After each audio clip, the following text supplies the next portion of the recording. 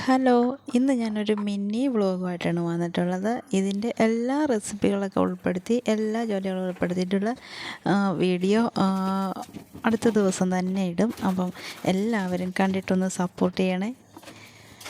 അപ്പോൾ ഇന്നത്തെ ഒരു ദിവസം ഞാൻ ആദ്യം തന്നെ ഫ്രിഡ്ജൊന്ന് ക്ലീൻ ആക്കിയിട്ടുണ്ട്. അപ്പോൾ അതിൻ്റെ എല്ലാ ട്രേകളും എടുത്തൊന്ന് കഴുകി വൃത്തിയാക്കി കയറ്റി വെച്ചിട്ടുണ്ട്. അത് കഴിഞ്ഞ് ഞാൻ കറി വെക്കാൻ വേണ്ടിയിട്ട് പയർ എടുത്തിട്ടുണ്ട്. നീളം പയറില്ലേ, അതരിഞ്ഞ് തേങ്ങ ഒക്കെ അരച്ചിട്ട് അത് അടുപ്പയിലാക്കിയിട്ടുണ്ട്. അത് കഴിഞ്ഞ് ഞാൻ ചെറുപയറും വെള്ളരിക്കായും ഇട്ടിട്ട് തേങ്ങ അരച്ചിട്ടൊരു കറി വെക്കാൻ വേണ്ടിയിട്ട് അതെല്ലാം വേവിച്ച് അരപ്പും ചേർത്തത് അടുപ്പിൽ വെച്ചിട്ടുണ്ട്. പയർ ഇടയ്ക്കൊന്ന് ഇളക്കി കൊടുക്കുന്നുണ്ട്. പിന്നെ രാവിലെ കാപ്പിക്ക് അടയാണ് ഉണ്ടാക്കിയത്. അപ്പോൾ തേങ്ങായും മൈദയൊക്കെ ഇട്ട് കുഴച്ചിട്ട് ഉപ്പൊക്കെ ഇട്ട് കുഴച്ചിട്ട് നല്ലപോലെ പരത്തി മൊരിച്ച് ചുട്ടെടുത്താൽ മതി. അടിപൊളി ടേസ്റ്റാണ് അട കഴിക്കാൻ വേണ്ടി. അപ്പോൾ അതാ കറി റെഡി ആയപ്പം അതിലേക്കൊന്ന് താളിച്ചൊഴിച്ചിട്ടുണ്ട്. പിന്നെ ഇതാ അട ആ സമയം കൊണ്ട് ഒരെണ്ണം റെഡി ആയിട്ടുണ്ട്.